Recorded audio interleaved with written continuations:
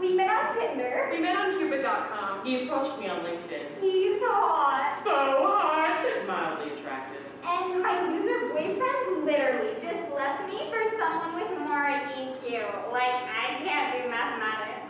My therapist says the only way I'll ever get over my ex is by putting myself out there. I'm a married woman.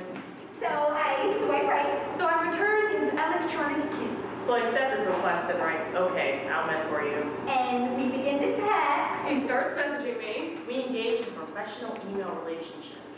His name is Stan. His name is Stan. I say it's business. I'll call you Stanley. Being older than me, he'll have that maturity and sexual experience, which is perfect for a relationship. Being the same age as me, he'll have that emotional maturity and spiritual experience. How perfect is that for a relationship? Being younger than me, he'll have that immaturity and complete lack of experience, which is ideal for a mentee. He suggests we meet at this Little Italian cafe. He's trying to pick me up. He's trying to pick my brain. I hope he doesn't try to pick me apart. We walk in, 4 p.m. on a Saturday. Which obviously means coffee. which obviously means drinks. Which obviously means coffee, dinner, and drinks. I keep my prep simple. Fake tan mani-pedi downstairs waxing, upstairs blow dry, a double squared Botox. I won't go too much effort. They say that turns guys off, right? I don't want to come across as too desperate. I'll wear something academic and low cut. I wake up on Saturday feeling wired. Nauseous. Underwhelmed. And I wait for him outside the cafe. I wait for him across the street. I keep him waiting 15 minutes. And put on dark glasses in case someone sees me. I post hot selfies on Facebook so everyone can see me. I leave just enough to the imagination for him to see. I text Stan saying, I'm here, wearing purple polka dots, smiley face, thumbs up, in case he doesn't recognize me. You see, I may not possibly exactly look like my profile photo. It's my sister. She's 23 and a part-time model.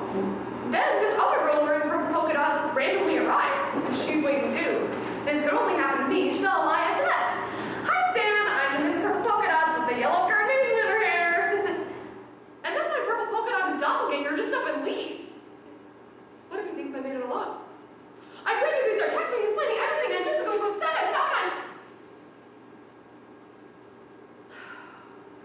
He arrives holding a rose. What is this, The Bachelor? Oh my god, a red rose. How romantic. He's standing there looking like a despondent florist whose shop has just been blown away in a hurricane, and the only thing he can salvage is a single rose he's left clutching.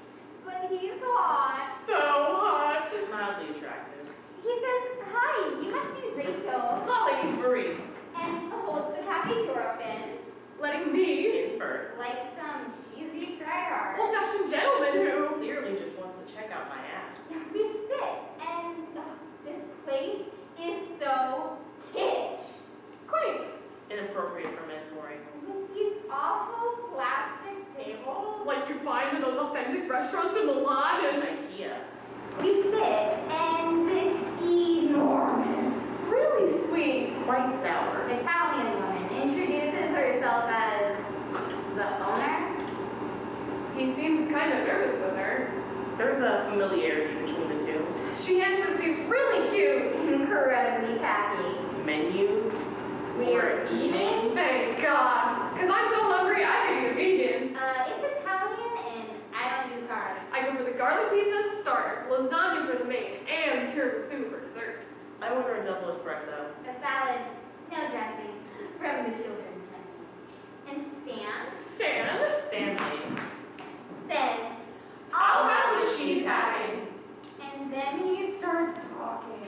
Blabbering. Using a lot of super complicated words. He's obviously nervous. Very self-assured. Borderline narcissistic.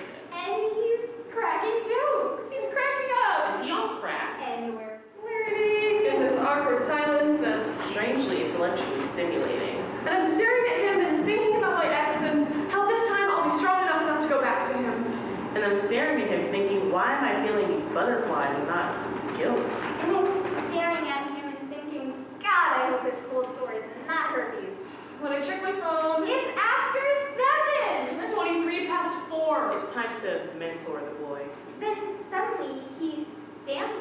reaching into his pocket, pulling out a coin, Walking over. to this amazing retro, piece of junk gaudy jukebox, asking me to dance.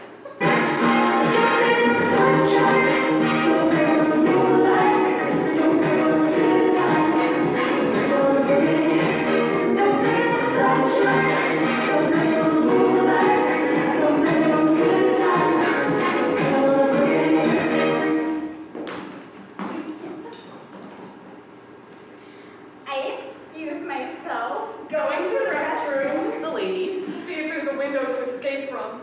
and I'm sitting on the toilet writing this gushy message to my husband, explain that he called back into work and I'm With stuck. my ass wedged in the bathroom window, it takes 2 chefs to pull me free. He takes me dancing. He walks me to the bus. We go to happy hour after happier hour.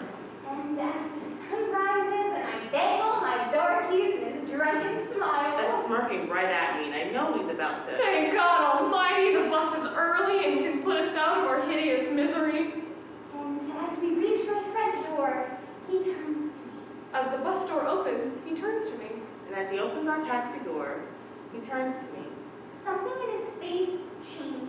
You can almost see the thoughts jumping across his brain. Fear. Anxiety. Erectile dysfunction. He kisses me on the cheek. He embraces me in this beautiful, warm hug. He awkwardly shakes my hand like I'm the Queen of England and says, I'll call you. Then comes The day after. I totally get that the guy has to play it all cool the day after. I'm out of the loop. Are women now supposed to initiate the day after? The day after, I delete his number, keep my cell off, and consider changing phone providers. See, I think any call or text the day after shows a guy's too keen. I spend the day checking my cell phone repeatedly. By that evening, the prick hasn't even contacted me. I'm feeding the baby when my phone rings. So, I print out his profile picture, cut off his head, staple it to a teddy bear, and skewer sewing needles through its fluffy heart like a voodoo doll. When my phone rings, He's quite sweet. he's pretending to be all sugar sweet. When I eventually turn on my phone, I see 5 missed calls from Stan.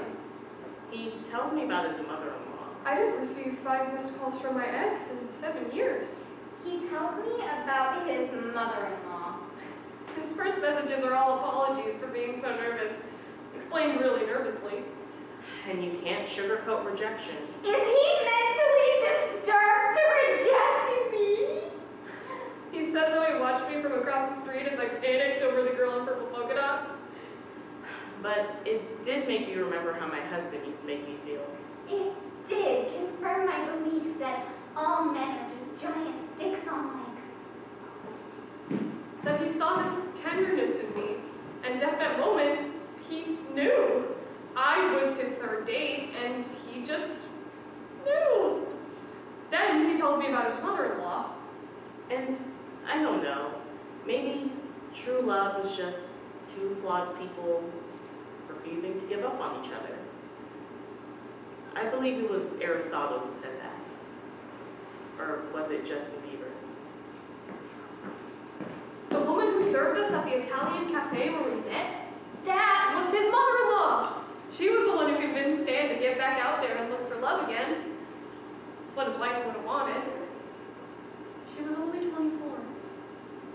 His mother-in-law said I was perfect. Apparently, it was my appetite and signature dance moves.